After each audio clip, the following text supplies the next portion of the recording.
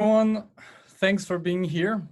I have the pleasure to welcome you today to this last session before the summer break of the Crypto Valley set of conference.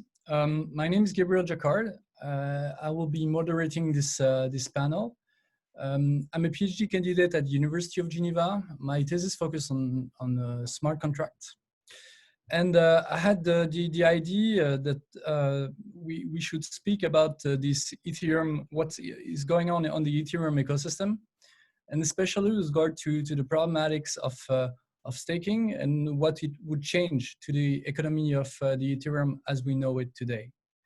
So the planning of today is to have an event, a short event in terms of time, to have a very complete vision of what will be Ethereum from a technical standpoint, and have the pleasure to welcome Mr. Jérôme de Tychey. I will introduce to him later. He is notably the president of Ethereum France, that will explain us the technical aspects of what will be Ethereum. Then we'll have an economical presentation of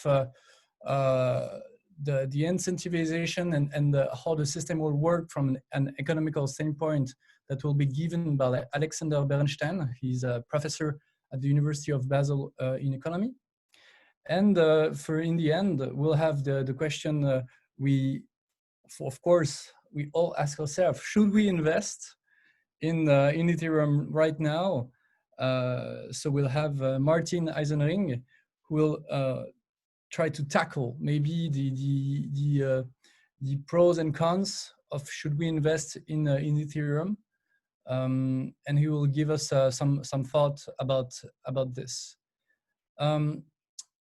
So the presentation will be the plan is threefold. Between all this presentation, we'll be able to submit through the Q&A button that is right below in the screen of the Zoom interface. You will be able to submit your question, and we'll keep one question after every presentation will be asked to the presenter. And in the end, we'll have an open discussion. Maybe in 45 minutes, we'll have an open discussion where you will be able to submit your question, and I'll read it out loud to the person that it is directed to. So without further delay, I have the pleasure to welcome Mr. Jérôme de Tychey. Maybe you can activate the screen while I'll make his presentation. So Jérôme is the head of client success at Ledger right now. He started the blockchain practice of Ernst & Young in France in 2016. He opened the Paris office of Consensus in 2017. And he's the current president of the Ethereum France Foundation, which is a non-profit foundation in France. And he's an associate professor in economics. We have the chance to have him. He has a special bound to Ethereum, and he knows very well the system, and especially he knows very well the advance of the current upgrade going on. So Jérôme, the floor is yours, and I'll cut my camera right. Thank you for the intro, Gabriel.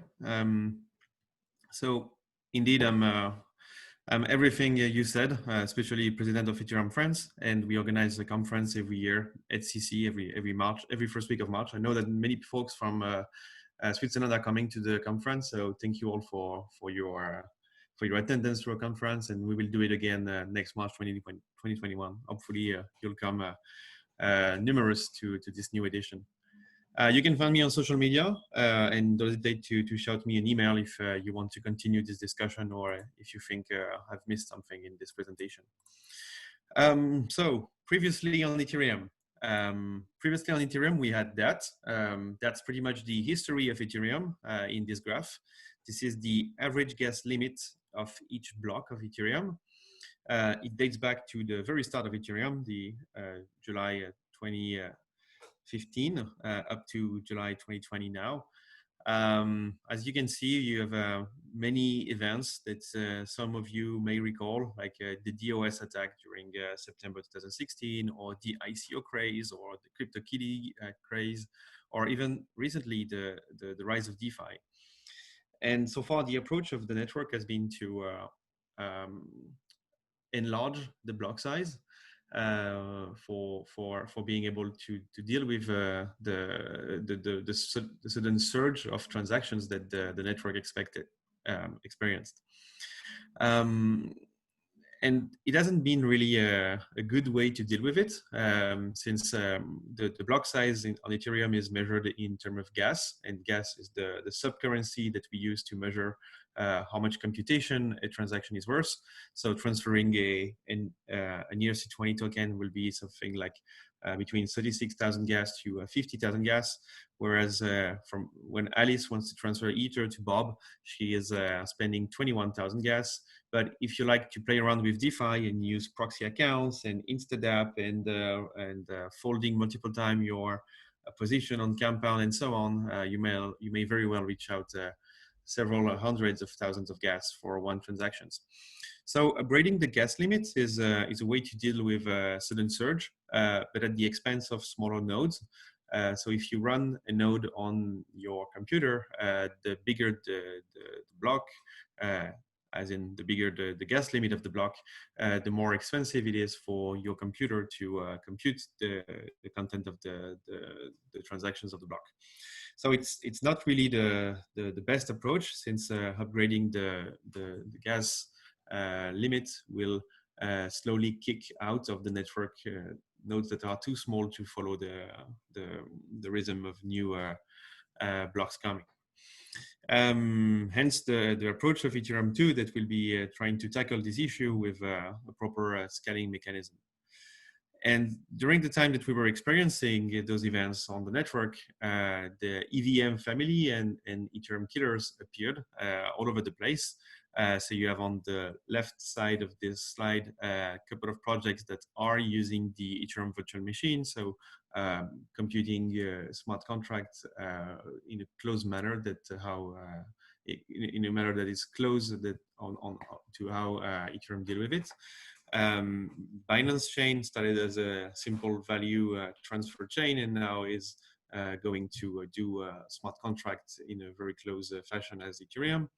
And you had also other Ethereum killers like AOS, Cardano, and so on that took a different approach on the virtual machine side and trying to optimize it, and with sometimes having to balance between decentralization and efficiency and number of full nodes and so on.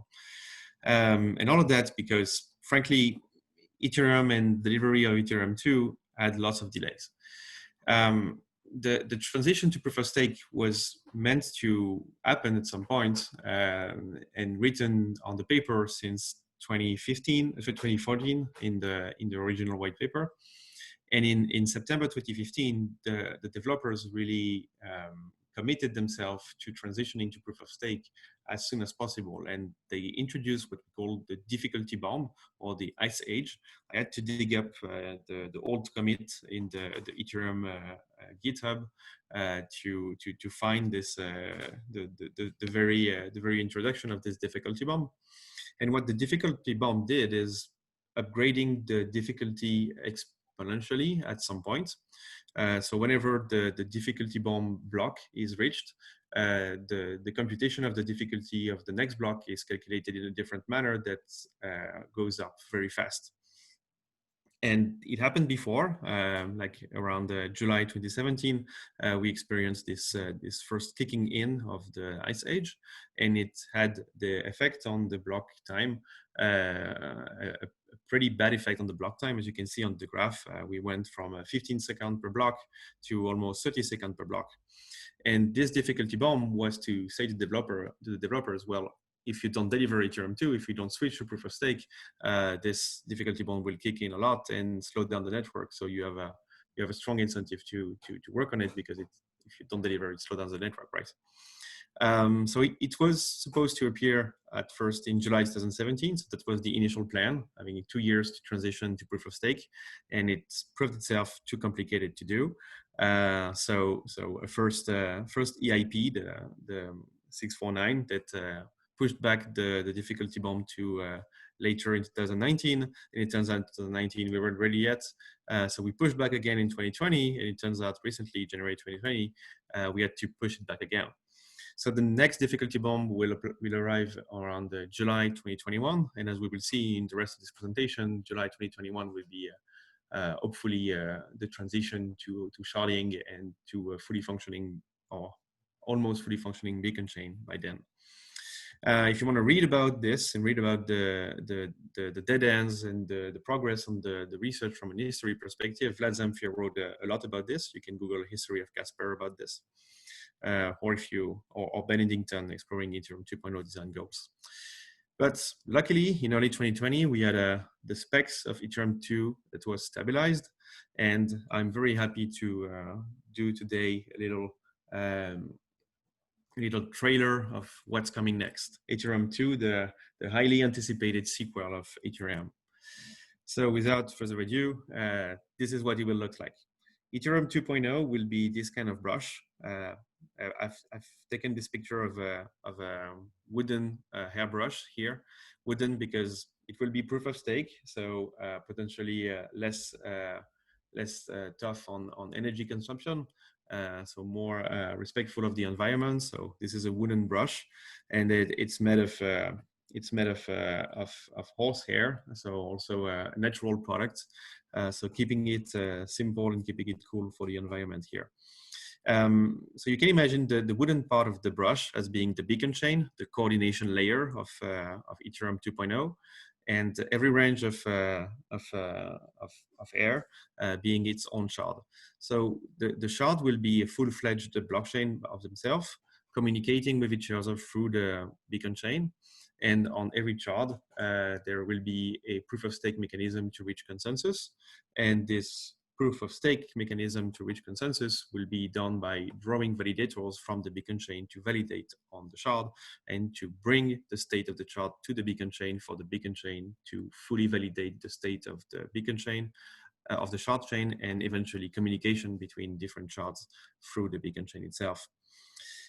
So if you look at it from a vertical projection, you have the global root that is handled by the beacon chain, and you have different shards that move along. And every shard has its own shard substate. And since it has its own shard substate, it has its own execution environment. So any decentralized application will be able to move to a shard and be executed on this shard, and communication will be between shards will be asynchronously done through the beacon chain itself. The beacon chain will be an orchestrator. It will ensure cross-shard communication, finality, and of course, random number generation for the shards to draw the validators or run maybe a fancy lottery application or whatever will be useful with this. This is the rollout phases. We start with the beacon chain, and the beacon chain is coming pretty soon, as we will see. It will all start with the deployment of the deposit smart contract on the mainnet, so allowing people that want to participate to the beacon chain to deposit Ether to actually do the staking. Then once we reach a certain number of deposited Ether, so something around 500K Ether deposited is the current threshold that is considered by the Ethereum Foundation. So once we reach 500,000 also Ether on the deposit contract, the beacon chain starts. And in 2021, it will be the rollout of the first shard chains and cross communications between the shards. So the Ethereum 1 proof of work chain will effectively be one of the shards, and the beacon chain Ether that have been locked at phase 0 will be able to move between the different shards. And hopefully by early 2022, we will have a full state execution between the shards with an evolution of the virtual machine that is currently known as the EVM to a version more advanced called eWASM, WASM for WebAssembly. So it's Ethereum inside WebAssembly, and WebAssembly is a virtual machine that is being developed by Microsoft, Mozilla, Apple, I think I think Google is also in the mix. It's an open source virtual machine with lots of optimization. So hopefully it will be very easy for any type of hardware to run the virtual machine once it's there. So what's interests us today, I think, is how do we interact with this deposit contract? And my fellow panelists will get a deeper dive on the economics. So I want to just make a little focus on the security and how it will be done. So to be a validator, there's not a lot of workarounds. You need to stake 32 Ether. If you stake less, you won't be a validator. If you stake more, you will be a validator of more than 32 Ether, but only 32 of your Ether will be at stake. The rest will be extra balances that will only kick in if you happen to lose some of your money and go below 32. So the extra balance will be brought in for you to continue validating. So depositing is calling a function called deposit on deposit contract, and also providing 4 arguments that you can read there. The first argument is a public key. It's a BLS key. So it's a new format of signature called BLS.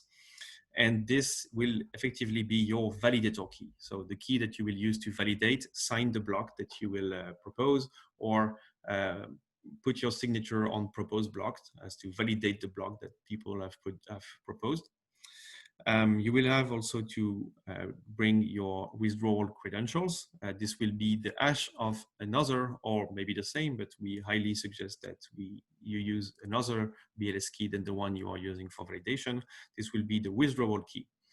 And this withdrawal key will be used in later stages, such as the phase 1.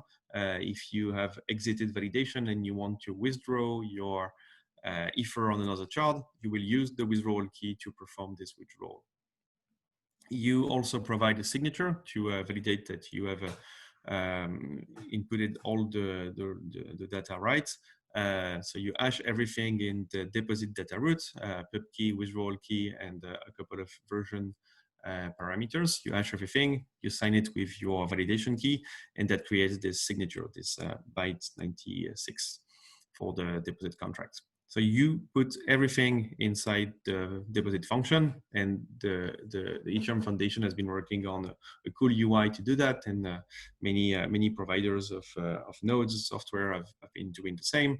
So you effectively deposit your 32 Ether, and you start your beacon chain node, and that's it. You are ready to wait for your assignment as a block producer.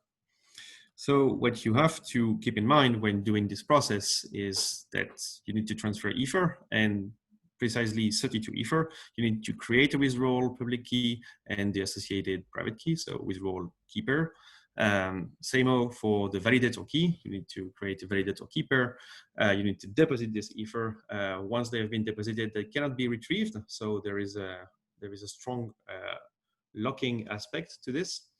And unlike other proof of stake chains, the user cannot delegate on Ethereum 2. In fact, it has been definitely designed to make it hard or almost impossible for you to properly delegate. If you want to delegate, you will need to trust the person to properly handle the withdrawal public key. And if you want to exit the validation process, you need to sign a message with this withdrawal public key. So we've been working on different workarounds for this, for our clients, for our B2B client or B2C client that are interested in participating into the validation process.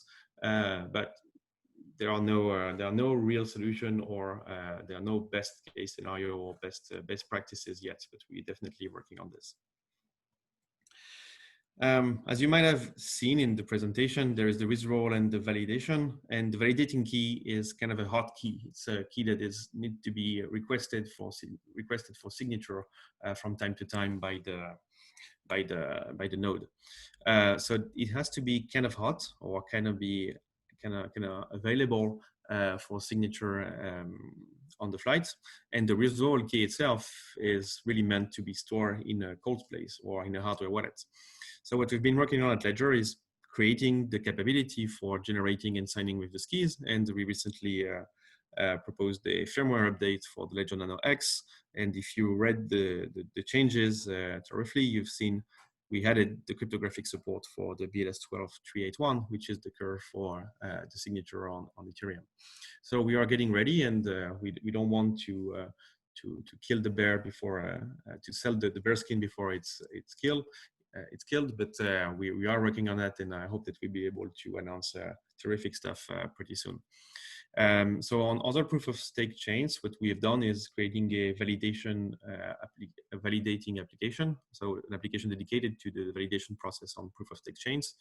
So you would store your validating key inside your Ledger Nano and plug this Ledger Nano to your node or to your hardware that you use for validation. And you will be able to request the signature from the key with an additional layer of protection, like if you were to sign something that is buggy or that will lead you to being slashed or to lose some of your stake, maybe this application will be able to do a couple of checks and prevent you from perjuring yourself to the network. So we will be also working on that, but I've nothing to announce for sure yet. But that's definitely things that we are looking at. And yeah, so when I said that it was hard for you to delegate, it's on the other hand, it's easy to run a node. So that's a screenshot from last May when I first started my Ethereum 2 node. This node runs on a Core i9. You have the specs here. It's really not cumbersome for the RAM. It's really not cumbersome for the CPU usage either. And it's fairly easy to install. You should check it out. Look at a tutorial on how to install an Ethereum 2 nodes. I'm working on a version for Ethereum France in French, and you can run it on Raspberry Pi 4. So it's really meant to be accessible hardware. The only drawback is that the computer has to run all the time, of course, because you need to be connected and ready to validate. But if you have not computer from 2012 or 2013, it should be enough for you to run your own node here. So here's the timeline, and that's the burning question. When Ethereum 2, is it the good time to invest? Is the delivery already priced in and so on? I let my fellow panelists answer this. My personal take on this is that July, August, September, we'll still run the multi-client testnet, and maybe September, maybe October, maybe November, we will start the first steps toward deploying the beacon chain, with the very first step being the deposit contract published on the Ethereum 1 chain, and 2021, 2022 for phase 1 and phase 2 respectively. So if you don't know if it's a good time to invest or not, at least you can profit from the rollout. I invite you to check it out, omen.eth.link, or here's another one, short url.at/high-HPX. Those are prediction markets where you can bet on the fact that Ethereum will launch at which months, or will the deposit contract be deployed or not, or will the phase 0, like the complete rollout and the start of the beacon chain, happen before 2021. You can bet on it by a token representing a yes or a no, and if it turns out that you were right, you will have a payout. And full disclosure, the one with the blue border is one I've started myself, and I voted yes. Yep. And that's all for me. Happy to take any questions. Thanks very, very much, Jérôme, for this great presentation. There were several questions on the chat, so I'll pick the one with the most like. We cannot unmute you if Jonas, if you are asking. If you have 64 Ether is taking down in 2 separate contracts. So the question is, how will the smart contract be actually designed? Is it only 30 Ether, or can you? Let me get this one. 48. So if you have 64, you need to do 2 separate deposits on the same contract. The deposit contract is one single contract that everybody will interact with. So you need to make 2 deposits, each of 32 Ether, to this specific contract, with each time a different validator public key. So you will have to generate a validator public key for your first deposit and generate a validator public key for your second deposit.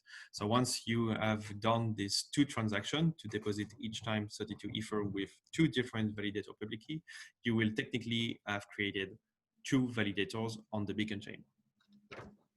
Okay. And just a small question from a technical standpoint. Yeah. Will Ethereum 2.0 keep its promises? I heard Vitalin was talking it could scale up to 100,000 transaction. Yeah. Would it be able from, is it sound technically speaking? It's a yes or no question basically. Is it sound My answer will be yes. What they want to advertise? Yeah, I'm pretty sure it will be yes. Okay. Because every shard have its own execution environment, so have its own limitation.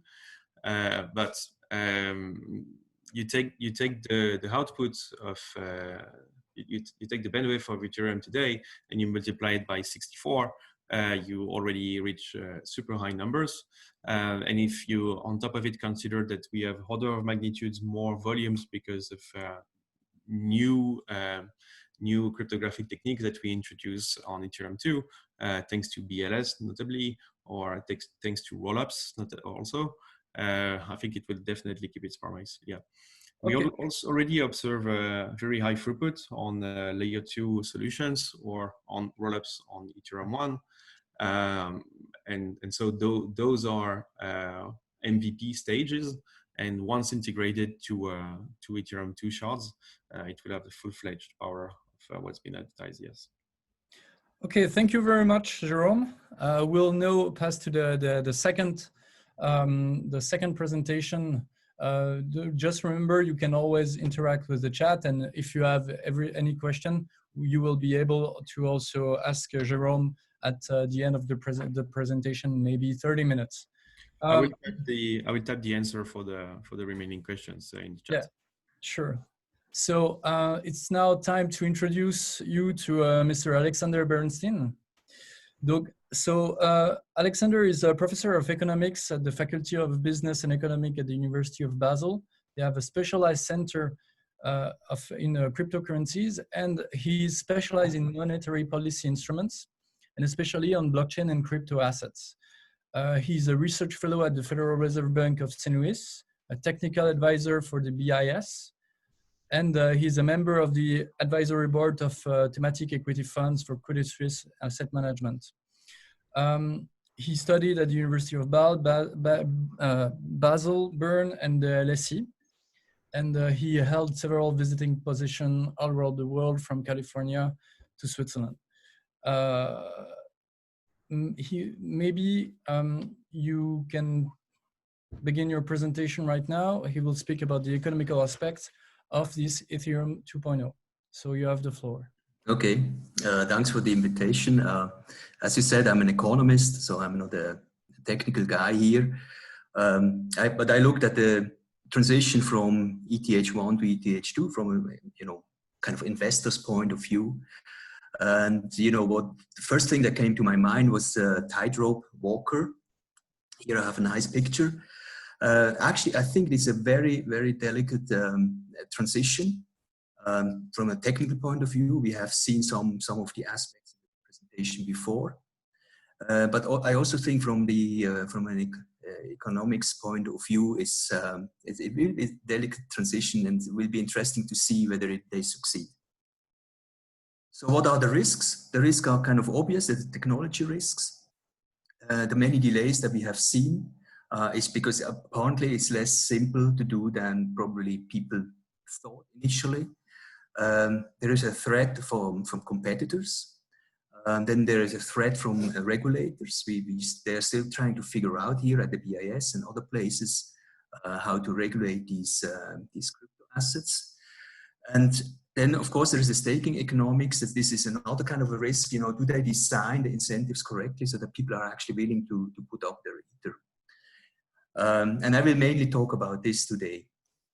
So we saw the transition, but I want to just replicate it very quickly. Basically there are these three phases. Phase 0 is the proof of stake phase. There's already there is a question mark. I mean, there was just recently a discussion whether they want to delay it to next year, but now they say no, it's going to be this year. Then there is phase 1, sharding. There is no date set as yet, as far as I know. And for phase 2, I mean, you can look at their official statement. Phase 2 is still actively in R&D and does not yet have any formal specifications. So there's a lot of uncertainty, and the way I understand it, only once phase 2 is in place, you can actually use that Ethereum 2 the way we use Ethereum 1 today. Maybe I'm wrong and I can be corrected on this one. Okay, so Jérôme also mentioned this. So if you want to become a validator, you need to deposit 32 Ether into a deposit contract. And it's a one-way transaction. So the funds are locked until phase 1. Once phase 1 kicks in, you actually can use the Ether for other stuff. Jérôme also talked about this number. Before phase 0 can actually start, you need at least 16,384 validated. This is roughly 500,000 Ether staked. I don't think that this is a big hurdle, because I believe that people will, you know, there are enough kind of bag holders that will put up these Ethers, you know, because I mean, this thing can't fail, because if this thing fails, Ethereum goes, in my view, is going down. Okay, here are the incentive, the staking rewards. This is from the more or less official web page. Some estimates. I think they still are able to tweak these numbers. That's the current numbers they put up. And what you see here, to Ether validating for different amounts of Ether that are going to validate in this phase 0. You see basically to the right hand side here, you will see what is the expected return if kind of 1 million Ether are going to validate. Is 18%. Here you see, suppose there are 3 million Ether validating. So typically this number is less than actually the Ether stake, because somebody might stake and then not validate. Then the return goes down to 10%. And here you also see the kind of contribution to the growth of the supply of Ether. And it's actually pretty modest. It's 0.17% additional supply to the Ether thing from this staking process. Good. As a staker, of course, you have some costs. Most of you know that. There's computing resources, maintenance costs. Then there's some risk, coding risk. I mean, even the deposit contract, it might turn out there is a mistake, some bug or something. You never know. Security risks, slashing risk, etc. Now, I think from a point of view of an economist, I think the most critical part is actually the opportunity cost. If you want to, okay, you have these kind of costs that you have, and you have to assess them and then compare them to the return, the expected return that you might have. But you also have to think about, these 32 Ethers, I could also invest in some other, project. On-chain, for example, and Jérôme also mentioned that, the explosion of DeFi. Thinking about Compound, Aave, and so on. I mean, right now, I don't know what's happening in 3 months or 6 months, but right now you can easily get 18% if you look at one of these, measures to kind of earn interest on your Ether. Then, of course, there are other chains. Again, this is the competitor thing. There might be other chains where you can also earn some money. I don't know these chains, but I guess there will be. And then off-chain, right? I mean, off-chain basically means you can sell the Ether, get some US dollars or euros, and then just go and buy some stock, buy Tesla stock, for example. Good. So, I mean, this is the overall thing that you have to look at, and then to decide whether you want to invest. What I show you here is just 2 graphs, and I didn't produce them myself. It's from Crypto.com, but basically it shows you, kind of a risk return reward that you have from staking. These are different ways that you can stake in DeFi, and they have basically plotted this. They have looked at these different ways to basically earn some money on Ether. And when you think about staking on Ether, you see basically these 18% that would be here. But now it's very difficult to assess, what is actually the risk of staking. the probability that the whole project fails, and other risks that you have. And so either you are going to be on this side here, or you're going to be on this side here. So if you are on this side of this curve here, basically means you take more risk than you get compensated for in terms of a return. If you are above, you actually you receive a higher return than actually the risk that you take. This graph is without taking into account the volatility of prices, as for example the volatility of the Ether price. And this graph here to the right, it's basically the same graph, but it takes into account the volatility of the Ether price. Okay, summary. I think for me, basically there are two major issues. It's illiquidity. Once you move your Ether to a deposit contract, they are locked for kind of a undetermined period of time. We don't know when phase one is coming.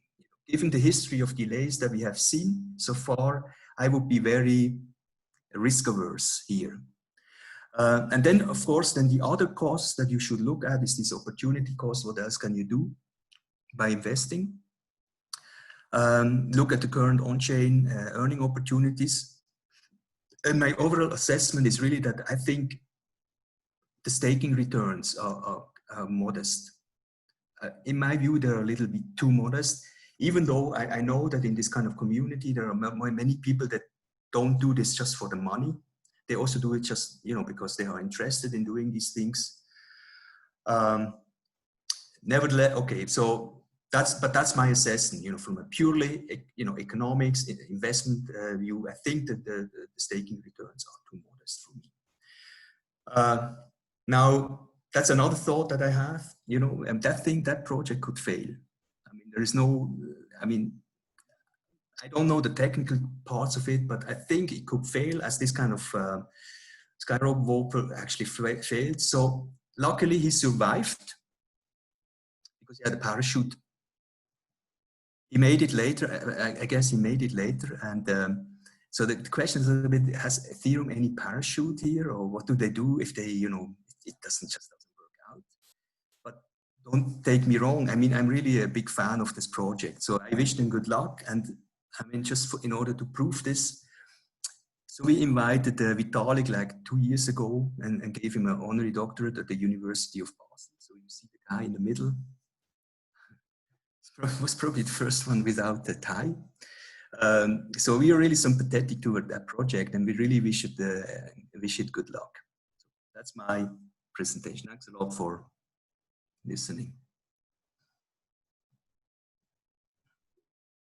Thanks a lot, Alexander, for this amazing presentation. I think the parachute was very talkative to the audience. There is a question from Anne Grace. Considering the opportunity cost, isn't there a risk of too many people sticking through staking pools rather than on their own, and thus a risk of concentration similar to one that emerged over time with proof of work? In a few words, will it be this 32 Ethereum looks like anyone can afford to be a staker and be part of the consensus mechanism, but in the end, will it be a game of the whales, as we see right now in the Bitcoin mining, which became inaccessible actually to the small actors? I think the way is, if you have really skin in the game in Ethereum, they will try to do everything, that for this project to succeed. And then if it's necessary to stake, they are going to stake. But there are many ways, they just have a lot of money. They have no feelings for a project. And if they see actually, that thing it's a small chance to not succeed, they're not going to do it. They're not going to stake.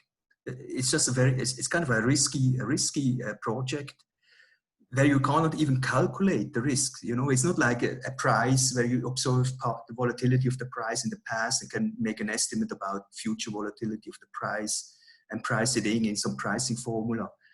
That's a risk I wouldn't even know how to calculate. Okay. So thank you. Oh, there is another question, but I'll propose that that we take this one in the open discussion we might have in 15 minutes after Martin has given its presentation. Yeah. So thank you, Alexander. Martin, if you can, yes, you open the... Thank you very much, Gabriel and Alexander and Jérôme, for your insights. I'll explain a bit my ideas. I don't come with a formal I have to introduce you first, presentation. I know you're very well known. Everybody knows you. No, thank you very So, much. No. Martin is I think, in my opinion, the question you asked before to Alexander, I think this is probably also, in my opinion, a good idea to have only you need only 32 ethers to also to validate that this, because this just also prevents that whales are getting too important. I think it's important to have a quite low threshold to come in as validator. Like this, probably it's a larger community will be able to play this very important role, and the risk is probably it's risk diminishing to have this threshold not too high. I wanted to discuss now about the possibilities and the risk which we had in the market now and in the DeFi market. I think it's very important that Ethereum, which plays a very important role now, functions well. And I understand also that now this upgrade, which is planned to Ethereum 2.0, that they really have to get it right. I mean, it's very difficult to engineer this. It's a very complex task. And we have to bear in mind that there is no corporate organization or a structure. I mean, it's a bunch of independent engineers who have to do this together. And I think what we have seen in the crypto market in the last few years, but also in the last few months, I think security and risk diminution is one of the very important tasks to fulfill. Otherwise, mass adoption will not happen. If there is always the risk to lose your coins, I think people will just stay in the legacy systems and will not be willing to switch over to a more open, decentralized ecosystem. And in this opinion, from this point of view, I think it's very important to get it right. It's better to be, of course, it would be great if it would have been great if we would already had now, end of June, the first, like this bacon chain now to be open, but still, I think security first, that's very important in the current environment. When we see what happened now in the last few months and years, I think we have to look to the DeFi market. I think it's very interesting, and we saw how much it soared in the last few months. DeFi in Q2 2020 soared a lot. The Ether locked for transactions skyrocketed. And we had, I mean, there was an increased attention towards revenue created on different, with different application. And in my opinion, if we look back, Q2 2020 will probably be looked as the tipping point in the rise of DeFi and therefore also on Ether. I mean, in my opinion, DeFi has the opportunity to really revolutionize the financial markets and to enable much greater global access of applications with remarkably low fees. We always have to keep in mind that still a large number of human beings do not have access to financial markets, do not have access to shares and other financial instruments. And I think here Ethereum, and especially Ethereum 2.0, will have an important role to play. If we look back now in the 2020, we saw that already in Q1 we had we have reached a milestone of 1 billion, or the equivalent of $1 billion were locked into DeFi applications. Afterwards, with the global financial downturn due to COVID-19, we had 50% downscale, and now we are back up at 2 million deposited in DeFi applications. So it's quite tremendous. I mean, we have quadrupled now value in the last few weeks. And in my opinion, there is really lots of innovation going on, and DeFi will have probably, I mean, has in the last 3 months more innovations than regular financial legacy system did in the last 3 decades. And it's also important to bear in mind that in May, the amount of Bitcoins on Ethereum surpassed the Bitcoin on the Lightning Network, on the layer 2 scaling network of Bitcoin. So I think also even for Bitcoin transaction, Ethereum chain has a very important role to play. Nevertheless, as I mentioned before, we have to keep in mind that even with DeFi also there were many risks. I mean, we had a balance of $430,000 were drained out. With Landef.me, $25 million were stolen. Fortunately, the team was able to renegotiate with the thieves that these coins were reissued. But still, I mean, we have to see there is still many risks associated with this. And before, and that's what I said at the beginning, and that's how I end also my presentation, security first. We have really to make sure that people can trust that their coins will not be stolen, that they will be in their position. And that's why the quality of Ethereum 2.0 is absolute key for the success of the whole blockchain environment for the future. This is the one thing. And the other thing, which is, I think, very important, is also the interchain, the cross-chain compatibility between these different coins, so that we can really create a market which is easy and fun and safe to handle. And I think if this will be achieved, I think then there will be the masses, also mass adoption will be possible. Thank you very much, Martin.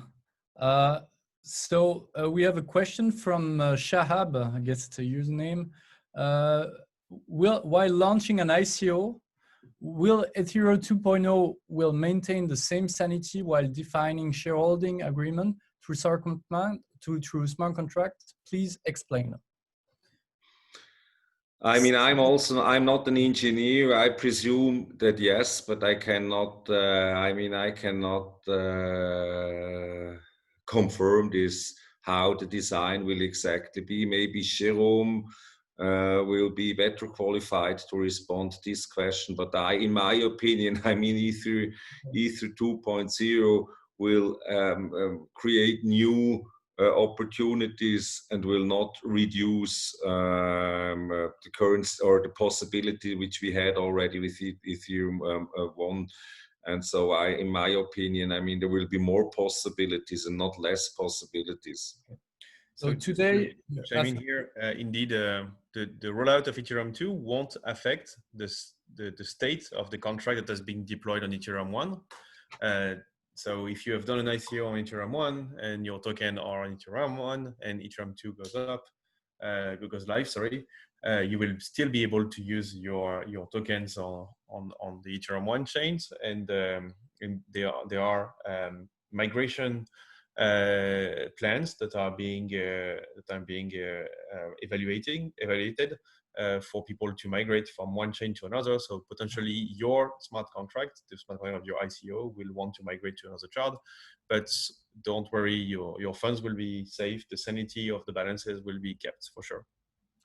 So maybe now that Martin has done his presentation, you can yes, we can all join to this to a panel. To the audience, you can, of course, always send your question. Now is the time. So Alexander, you can come in the panel so we can discuss, the four of us, thanks to the question of the audience. For now, so if I understood you completely, the three of you, we have a solution that is technically sound, that makes a lot of sense, really lots of thoughts about it, many experts. I heard, how many experts is there working on the project? Over 1,000 or something like that? Developers and experts. Jérôme, maybe you know it? Well, we are at the range of 300,000 to 300, I think. Well, yeah, 300 would be a good number. Yeah. There are 4 clients that are live and up in the same testnet. So that's all the engineers of those 4 clients, maybe 10% per client, plus all the researchers, plus the developer layer. I think 300 is a good estimate. But even though the Ether is around 210 euros right now, the economist and the investor will say, no, DeFi makes more sense from an economical standpoint. That's what I got from this. Mm-hmm. So your bet will be rather on the DeFi aspect rather than in the staking, which will be actually another way for whales to make money. So it's the mining process will still be a whale, story. I don't want to monopolize the mic here, so I'll try to be quick. Today, if you want to make money on DeFi, you need to be able to move around something in the tens of thousands of USD because every transaction costs you a fixed cost, and this fixed cost will just eat up your yield if you want to do DeFi. So if you're not a whale, you are probably not benefiting a lot from DeFi. But if you have lots of money and you want to play around with liquidity providing or yield farming and so on, there are many applications. It's great, and I liked what has been said on this panel, notably on the fact that not everybody has access to financial derivatives, and that's amazing because now we have a synthetics, for example, that lets you get an exposure to Apple or to the FTSE or whatever directly on Ethereum, so you don't have to be able to open an account. So that's also pretty great. But when it comes to staking, if you are one single guy with a small computer and a good internet connection, then you can run your own node. Basically, that's the advertisement is you can run your own node and you will be able to stake on Solidity Ether, and you will have the same yield as someone that will stake multiple validators. And the whale that runs tons of validator. The problem is that he or she has to run a ton of nodes as well, because if he runs all the validators on the same node and this very single node goes down, all the validators that you run on this node will be affected by slashing or lose some of the money that is at stake.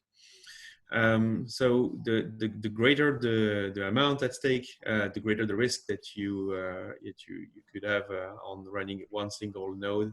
And running multiple nodes means that you will have multiple nodes with multiple validators. So the price goes up in terms of cost.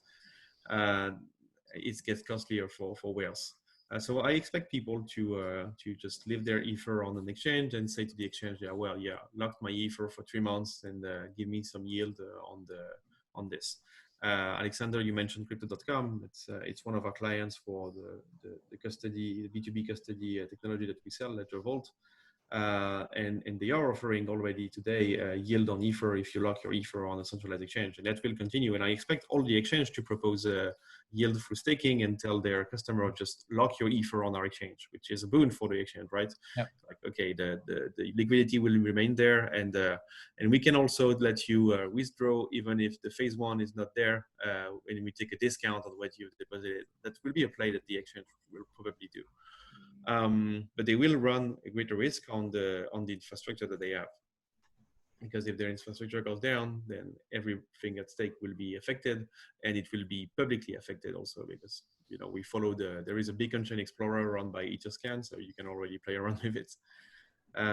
So the risk reward and the centralization power or the centralization effect is not clear to me, and I expect many people to be their own validator, as when we started the Ethereum chain with proof of work made of GPUs, I've seen hundreds of youngsters with a couple of GPUs from the gaming computer wanting to just play around and get some ETH. So I expect the same when we roll out Ethereum. Maybe we can have an answer for Martin and Alexander, and then I will switch to the question. I have not forgotten you guys. Maybe you want to try that? I just believe the lower the expected return is, the more decentralization you will get, because then basically the real the tech guys, the young guys probably don't have that much money. They have some Ether, but they really have their heart in the project. They will do it. If you put too much of a return, I think then the big whales are coming, because they, well, that's a fantastic opportunity. And I'm kind of a little bit disagree with your assessment of the. I think if you run a lot of nodes simultaneously, I think you also have the money and to invest this properly and maybe and say, okay, and I really buy some good hardware. I buy. So I think I don't think that running more nodes is more risky. I think it's less risky at some point, because you can expand more because you make more money. You can invest more in better hardware. And so maybe two remarks. If when we start the beacon chain with 500,000 Ether, the expected return will be around 18%, and as the number of Ether at stake goes up, the expected return goes down. So that would be an effect to say to the whales, well, if you're looking for 18, maybe you get 18 in the beginning, but you won't get 18 in the long run because more people are going to come up. It's a really risky game, right? I mean, you have to, when you do the stake, you basically have to form expectations about how many others are coming in. Absolutely. Right. And when it comes to hardware, to be more precise, you can run as many validators as you want on the same node. So you can have the approach of I have a beefy node with a beefy connection, and I'm happy with it. That's great. But if my beefy node goes down, all my validators are affected with the downtime and may lose some of their balance because of this. So one approach will be to say I have 1,000 validators and I'm going to run 10 nodes and put 100 validators on each of those nodes. If I put all my validators on all nodes, so having all the validators running on all the nodes, there is a high risk that one of the nodes reacts to the same thing that another nodes, and there is no backup plan with one falling down and the other coming up. And eventually I will sign two things at the same height. So having my node contradict themselves, and in the end, I might lose a lot of money for doing that. So it's highly disincentivized for people to run the same validators on the same node. So distributing your validators among multiple nodes will be an approach. But in the end, it's really risky, and you have to find the right balance between your hardware expenses and the yield that you have on the multiple validators that you put on this hardware. Would like to give the floor to the audience, where they are pinching us with some question. How is the return on staking determined? Is it hard setting Ether, or is there some dynamic algorithm deciding this? And the risk return analysis must have the staking time frame determined before many will stake. It's a question from Alex. I think it's more linked to the economical. So how can we analyze the risk return, and what was the first one? It was deleted anyway. So it was about the risk return analysis and how the return will be determined. I mean, the return is kind of clear. I mean, I showed the figure. The problem is the risk is the uncertainty is relative to the risk. Main risk will be, that you might be locked in and you don't know how long. And the other risk will be, maybe that thing never materializes. I mean, I don't hope so. I pray for Ether to succeed. I think it's a fantastic project, but I'm at 100%. But still, I mean, in my opinion, Ether, I mean, if you have to see risks in this market, and we have risks everywhere, still we play here. I mean, Ether is the big boy in the game, and it's like, I mean, also Apple has risks, but it's the big boy in the tech sector, and I will compare Ether here maybe to Apple. And so, I mean, of course, there is risks. I mean, we don't know exactly where the markets had to, but still, I mean, it proved during the last 5 years it was able to play a very important role in this game. And I think this is the one thing, and the other one is, I mean, the more staking happens, this is also a sign that more and more people believe in it, and that's why the remuneration will go down. And this is also, so I mean, it's like all the more people are playing the game, the less time or the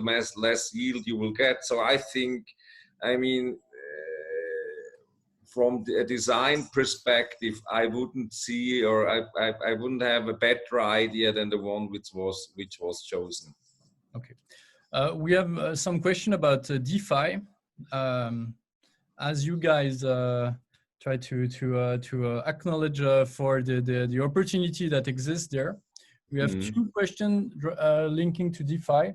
How do you first see the potential of DAOs on Ethereum 2.0, and where do you see that intersect with DeFi? This is one of the first questions from Santosh. So DAOs intersection with DeFi on Ethereum 2.0.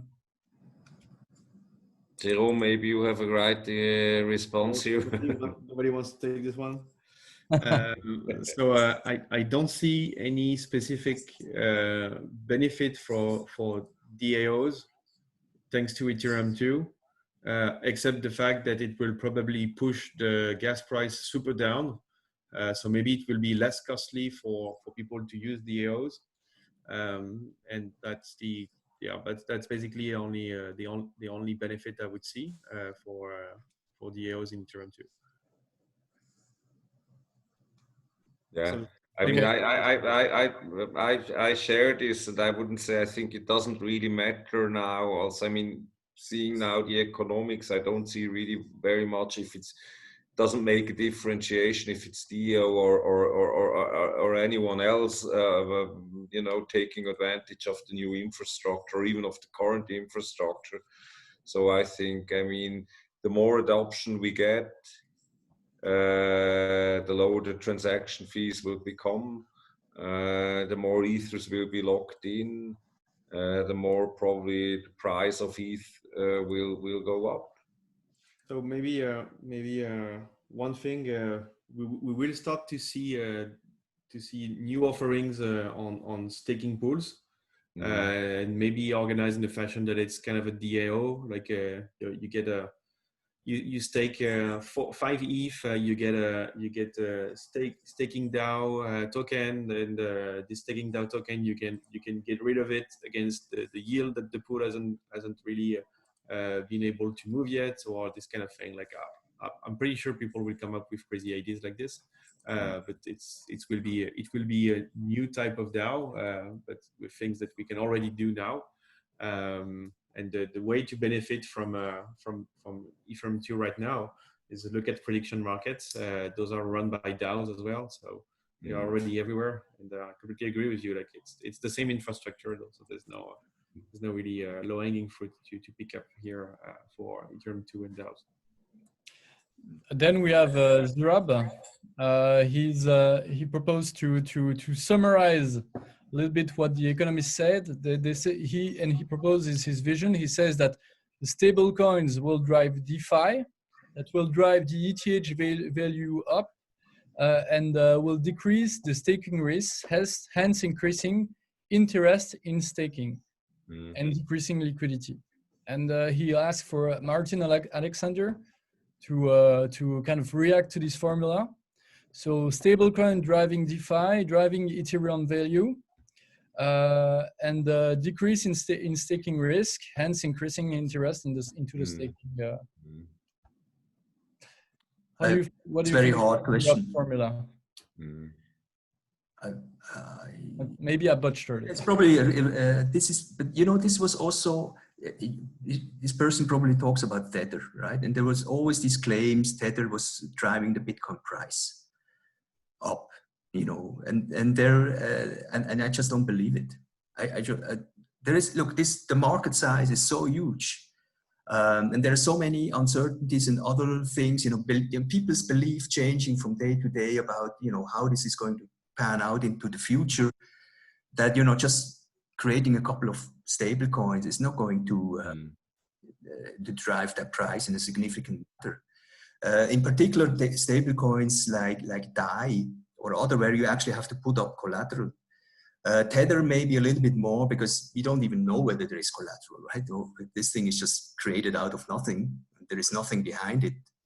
But for now, I don't believe that stablecoin has a significant effect on the price.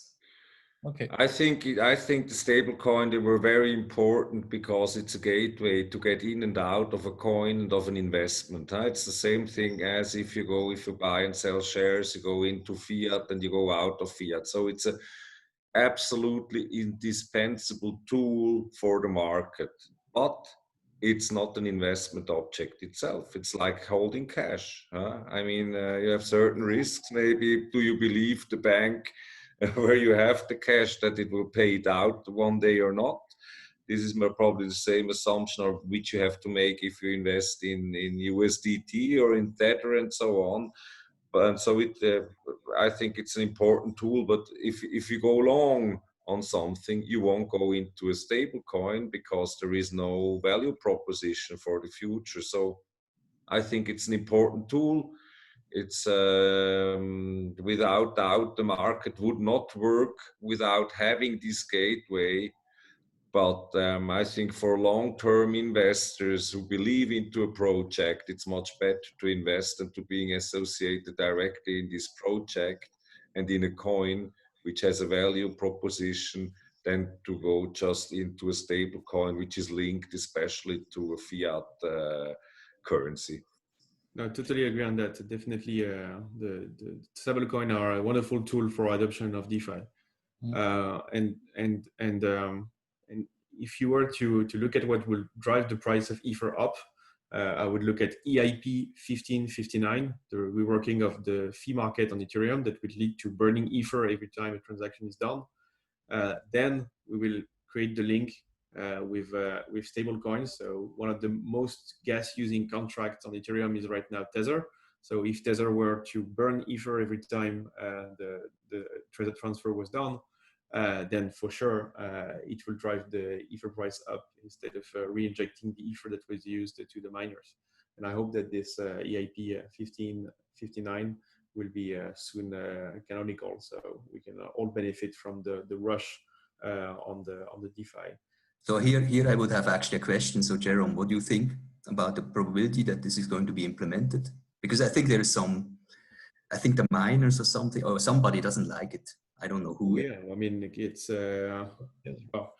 Ethereum has been pretty tough with the miners all the time, but so far the miners have found themselves happy with the changes. So, and they have a good stack of Ether since they get paid in Ether. So I personally I did a donation on the implementation fund of this EIP. You can check it out on Gitcoin. You can contribute to the fund to implement this EIP. I'm pretty sure it will be implemented, and I'm pretty sure it will be implemented before 2021. There is also a prediction market for this. I hope so. Also because it will definitely drive the gas price down and let the network be used by a wider audience than today, where small transfer is actually quite costly. I think it's in the interest of the ecosystem also to have quite a hard stance with the miners. Of course, miners are very, very important players, but in the end, it's machines behind it, and I think it's important on the long run that we do not have too many whales in the whole ecosystem, because whales, they are probably the biggest risks.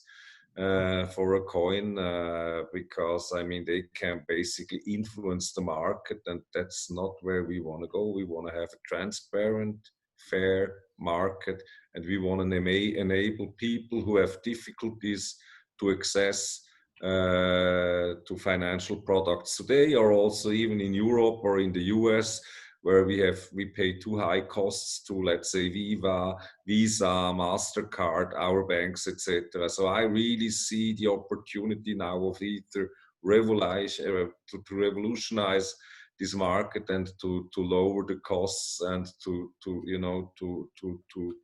bring down the hurdle and the threshold for normal people to access the financial market. And especially if we look at our current times, it's very difficult for young people to build the financial resources, and they are basically excluded of the current market. And that's why, in my opinion, also we have an increasing differentiation between people who have money and other ones who do not have. And I hope and I wish that now these new markets will have the ability to disrupt and to bring a fairer and better system on this planet.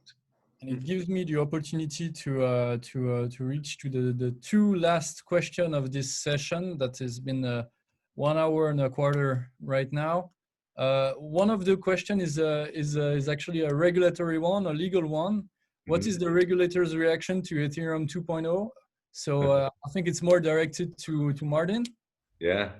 I mean, now it's not live, so we will see what happens. I mean, in my opinion, I think we just quickly discussed it beforehand. Of course, is it the security or not? I mean, this discussion was already held with Ethereum 1.0. In my opinion, it won't change because it is the same structure. Of course, this is always very much dependent on the country where you're living in, because the financial market regulation still is something which is subject to national laws or maybe the European Union, etc. But from my point of view, the amendments from Ether 2.0 should not change their legal qualification. I don't expect any change.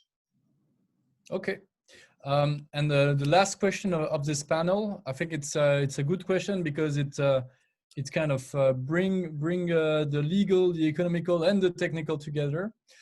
Can a phase zero drive the beginning of a new alt season with DeFi tokens being emitted all the time? So at the same time, more job for lawyers, more job for technicians, and more job for financial economists. What do you think of this, guys? Okay, let me say something. I believe that I would put Bitcoin and Ethereum in the same league. So everything else is alt. Okay. If Ethereum is going to struggle, that's going to create an altcoin season for sure. Yeah. Jérôme wish to react, I'm sure. I agree with this. So it's as the president of Ethereum France, I'm clearly into Ethereum. So I think that the delivery of Ethereum 2 will be at the start of a new phase of the market, where we realize that very ambitious project can be delivered and not stay at the white paper stage for quite some time.